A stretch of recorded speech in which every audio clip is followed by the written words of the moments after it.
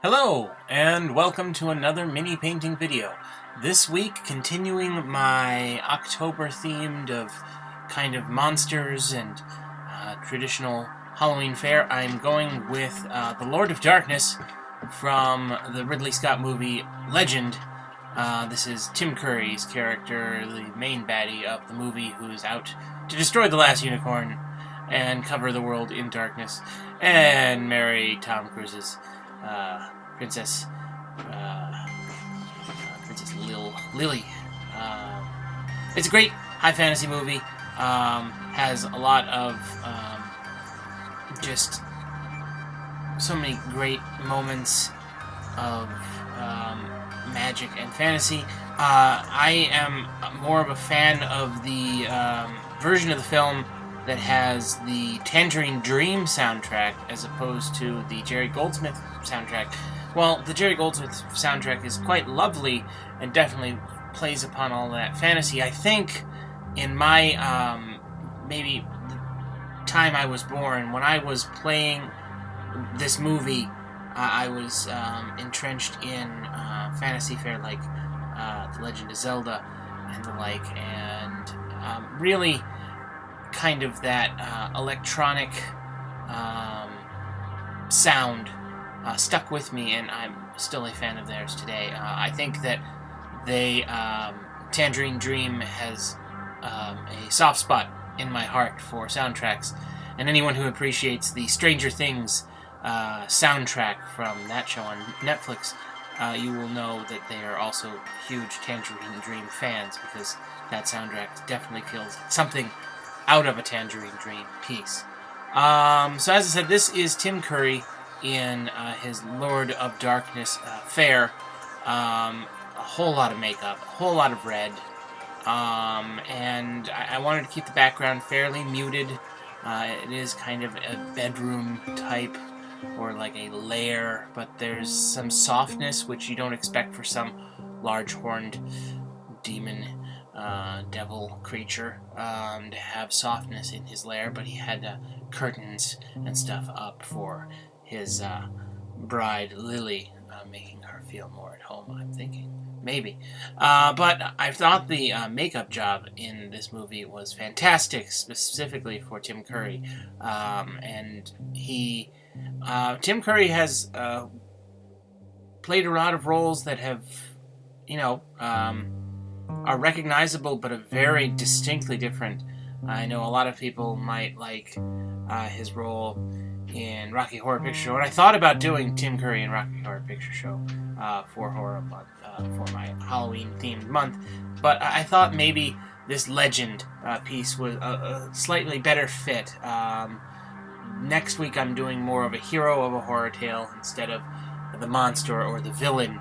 And then I think maybe one of the last weeks of the month will be a witch or witches and some ghosts of various styles, just to kind of play up the spooky quality of October. If you have a suggestion for a future mini painting, please leave it in the comments below or on my art suggestions board on my Discord server, by the way. And thank you all for being Patreon backers. If you're watching this video, you are a Patreon backer, or you've somehow found this video by accident, in which case, welcome. This painting went by really, really quickly. Some sketches seem to just flow. I don't know exactly what it is about Tim Curry in this movie, or just the heavy bone structure and the stark lighting whenever he is on screen. He is massive, and the camera angles that Ridley Scott used really kind of play up that fact without really showing it per se, but every shot of the Lord of Darkness is just imposing. And it was hard while I was searching the movie to really find anything that was more than just his torso on up. But really, I think if I was going to paint the Lord of Darkness, it had to be kind of a bust, a portrait. I was hoping to get maybe the rest of his horns in, but I just kind of thought the horns breaching the top of the picture plane might also impede in his show his size, impeding the frame that he is being caught in.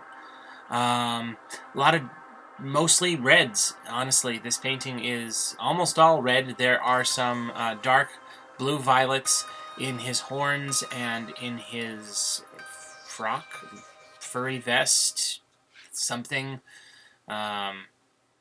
His shirt thing has some bluish colors in it, but not much, mostly just dark.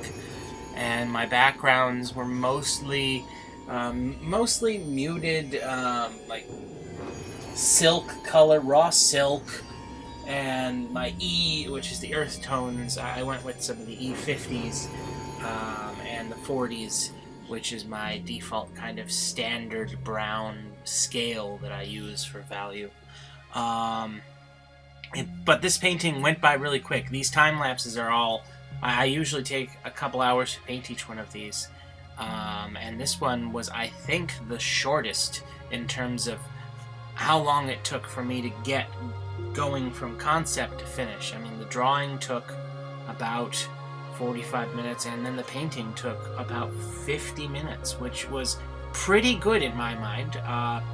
Not usually that fast, and sometimes paintings give me more trouble, but I accept the gifts when they come to me in terms of creative bursts, so I will take that as a win. Thank you all for watching. I hope you enjoyed it, and stay tuned. Next week I'll give you a hint. Have you got that thing I sent you?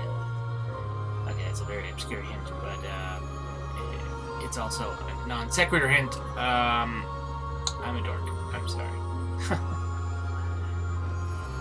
Next week, John Carpenter's The Thing. Alright, cool. Anyway, until next week, thank you very much, and have a good one.